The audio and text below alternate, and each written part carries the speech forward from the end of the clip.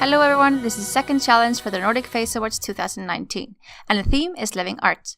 I chose to do a piece by Giuseppe Arciboldo. I'm probably butchering the name, but Giuseppe was an Italian artist that was best known for creating imaginative portraits made entirely of objects such as fruits, vegetables, flowers, and books. I took inspiration from his best known work named Vertumnus. It's really an amazingly odd and beautiful work. But let's start. I start off with the Honeydew Mia primer and pore filler primer.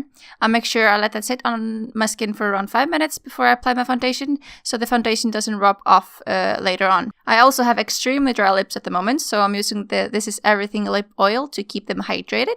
I then take the HD Studio Photogenic Foundation 101 and I apply that with a Flawless Finish blending sponge. I now conceal with the Can't Stop Won't Stop concealer in Alabaster, and I also blend that with the blending sponge. Say blending sponge one more time. Yes. For the base of the fruits and veggies, I'm using the SFX cream color in white with a brush number 14, and I start by doing a circle for the cute peach. I find this technique the best for seeing what I'm doing before you put any color on. Also, this makes the eyeshadow stick well and have the best pigmentation. For the base color of the peach, I take this nude beige color in the Mechanics Grind palette with a brush number 12 and I staple it on and blend a little bit on the edges. Now I take the Ultimate Brights palette and mix a little bit of everything, orange, pink, and yellow, to get that perfect peachy color. And since peaches are not all uniform, I like to put maybe a little bit more orange in one spot and a little bit more pink in another. I then take a brush number 28 with some yellow on it and go along the edges of the bottom. For the grapes, I mix the purple and the violet in the Ultimate Brights palette and staple it onto the cream with the brush number 14.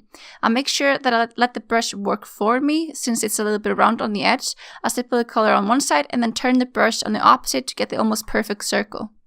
With the brush number 34, I take some yellow and again I use the brush to my advantage and angle it so it's easy for me to put the color down without going outside the lines. For the little butt crack on the peach, I'm just taking this brown color in the Mechanics Grind palette with a fine detailer brush. I also take some black eyeshadow and create some drop shadow around the fruits. I make sure that I try to keep it so the light always comes from the same angle. Now I'm creating some drop shadow with a grayish purple color from the Ultimate School Neutrals palette. I'm taking the white cream color again on the brush number 14 and creating my little pear nose. Since my nose is a little bit narrow and pears are a little bit thick, I take the white a bit further on my nose to create the illusion of a thick little peach. I'm also putting down some blueberries underneath the peach and a wheat coming from underneath the grapes. On the eyes, I'm creating green beans, and on the 5 head, I'm creating plums and some bigger grapes. For the middle, I'm creating a huge pumpkin that blends in with my giant forehead. Now I fill the colors in. I'm taking this color in the Mechanics Ignite palette. It looks brown in the pan, but girl, that color is staying purple. I also mix a little bit of red from the Brights palette to lighten up the upper plum. I take the violet color from the Brights palette and mix it in with the grayish blue from the Cool Neutrals palette to create a different color for the grape. And for the blueberries, I of course take the blue color in the Brights palette. And now I'm just creating shadows with some black eyeshadow. For the green beans, I mixed both of the greens in the Brights palette with a brush number 34, making sure I use more of the lighter green, so maybe like 70% light green, 30% dark, if that makes any sense. For my little pear nose, I start by dipping my brush number 12 into a little bit of brown, and then dipping into the light green again, doing a little circle on the tip of my nose. Then I take a bit more brown and do some shadows around the pear and then on top. Again, I take the light green color and do the base for the pumpkin. I use dipping motions first and then I build up the color, and after that I blend it out. I then take my detailer brush again with some black eyeshadow and do some lines on the outer bits, and after that I mix the black eyeshadow with the darker green to make everything look seamless. I fill in the wheat underneath the grapes with some yellow and orange, and I make a cute looking cherry on my lips.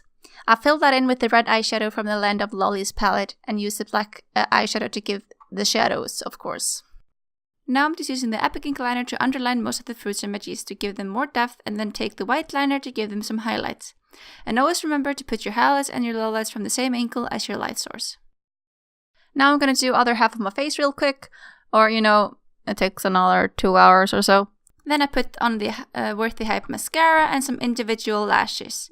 I went for individual since I don't want to overwhelm the look since it has so much going on. For the final touch, I put on the Lip Plunger Glitter Lip in clear on the cherry.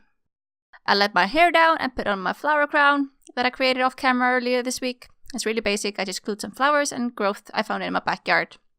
And that's it. I hope you enjoyed my look, and I hope I didn't talk too much. Remember, you can vote for your top 5 from the 6th of June to the 13th. So vote your favorite through. You can vote me if you wanted to. Okay. Have a good day. See you guys later. Bye!